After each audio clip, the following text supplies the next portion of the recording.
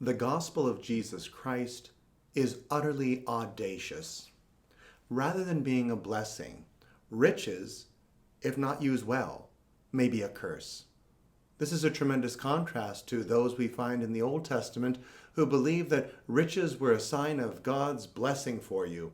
In fact, the people who are hearing Jesus in the gospel today, when he tells them about the dangers of wealth and how it can actually be an obstacle to salvation, ask Jesus, then who can be saved?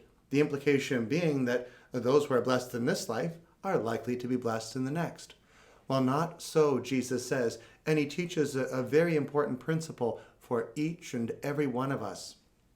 If a person only uses their wealth for themselves, if they care more about the pursuit of wealth than about assisting their neighbor, then such a person, although they may receive great rewards in this life, will not receive very many rewards in the next life.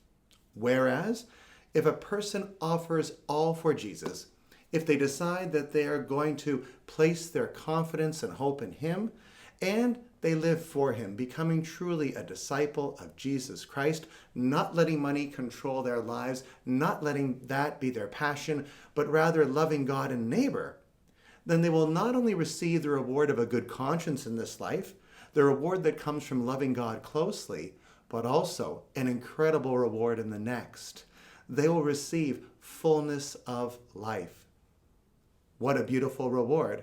So Jesus turns upside down the expectations that the world so often tells us about what the world considers to be vital and important. It's really the story of the rich man and Lazarus, isn't it? And a similar story to that was told to me when I was just a kid. There was a wealthy man who died and a poor person who died as well. Both of them are arriving at the pearly gates, and St. Peter, of course, is going to judge about admission and about placement in heaven.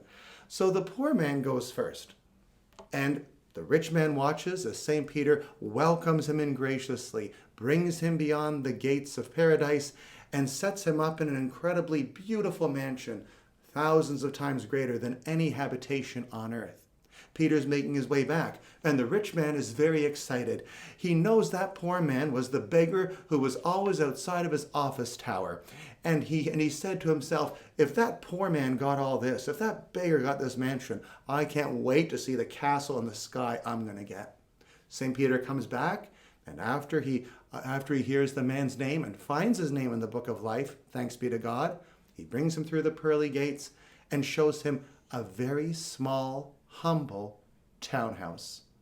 The rich man said, but in life I was so rich. Why is this my only reward here in heaven? And St. Peter said to him, unfortunately, these are only the building supplies you sent ahead of you.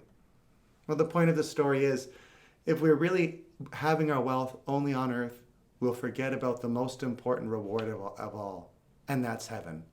So let us live for heaven, and in this life, let us make heaven our aim, and prove that by the decisions we make, especially around things like money, loving our neighbor, more than the accumulation of things. For the last will be first, and the first will be last. May God bless you.